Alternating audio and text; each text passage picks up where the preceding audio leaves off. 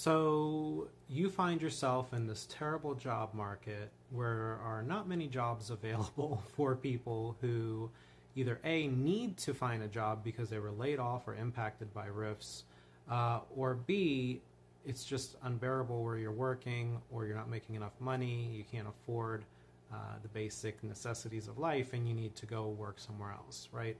So all of these things aren't great to be in at this current point in time, but if you find yourself there, I'd like to give you some tips and tricks on how to manage the job search and starting a new position.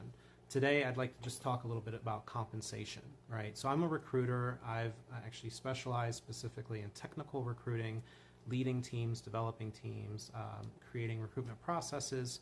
I've done that for 15 years now globally for different Fortune companies, startups. I've traveled all over Tokyo, Europe, all the way to the West Coast and Silicon Valley, New York City. I'm in DC right now. I'm a Maryland native. So I have a lot of experience with how candidates kind of move through what we call the candidate journey, right? So we're going to focus on compensation right now. Let's talk about a myth. Never, ever, ever ask for a ridiculously high number when you're either A, filling out your application, when a recruiter asks you about your compensation objectives, or when maybe going back and forth and you've already got an offer letter and you're requesting a different number. Know your market, know what your particular role typically gets paid for in your market, and don't use that advice. I've heard this advice like from groups of friends and people I know where people have said, "Oh, you should just ask for, 50,000 more than you want because then you never know and you could get a higher number." I understand where they're coming from with that, but let me explain something.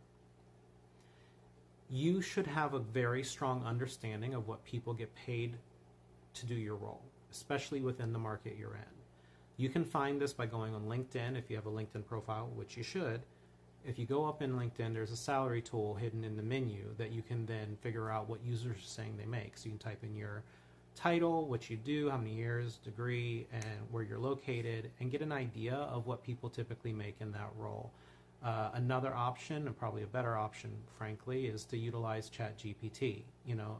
Feed it the same information, what you do, what you're looking for, and then ask it, what should I be looking for in the 50th, 75th, and 90th percentile of the market for what I do. Use that and find a number that you feel comfortable with, because then you can ask for an actual meaningful number that you know is probably already somewhere within the budget for the job that you're being interviewed for. If you just throw numbers out thin air, one thing can happen, which is you could ask for way too much, and it just makes people think you're chasing dollars versus actually looking for a role you want to stay at.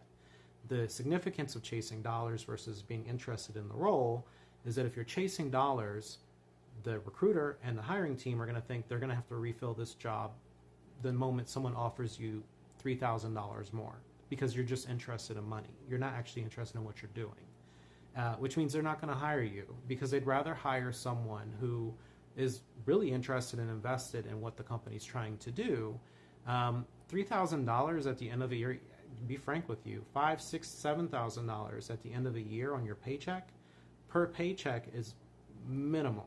You got to remember, taxes are coming out, benefits are coming out. Every dollar does count, but you need to calculate if it's really going to make a big enough impact for you to either take a job or not take a job.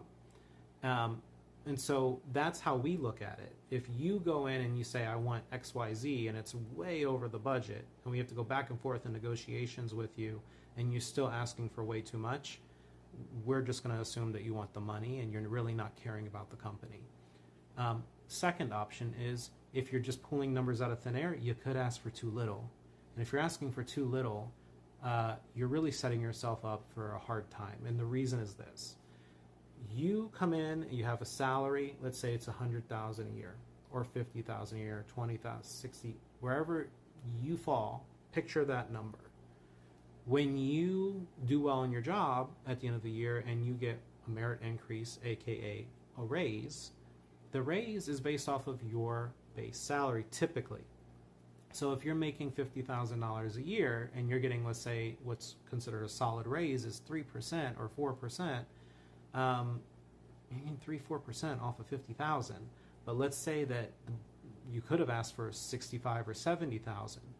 You would have gotten 3-4% off of 65 or 70,000. That's a lot of money coming out of your pocket in the long run. And every time you get a raise thereafter, it's going to be based off of a much lower number than typically it could have been. Likewise with promotions, right? Granted, promotions are a little different because they could completely put you in a different salary band, but they might. I've been in companies where they say, well, we can only increase by promotion for 20% off of where they are unless they're completely outside of the band for that role. Meaning 20% could have been added on top of a much higher number versus a much lower number. So you don't want to come in at a low number. People are a little bit timid about giving recruiters compensation expectations. You really shouldn't be. Number one, don't give a recruiter how much you made in your previous job or that you're currently earning. We don't need to know that. That's your business. It's not our business. That role has nothing to do with a role you're moving into, right? That company has their own set salary bands, their own budget. They don't need to know what you're currently making or made in the past. That's number one. Number two, your compensation expectations are different. That is what you want to make in order to join that company.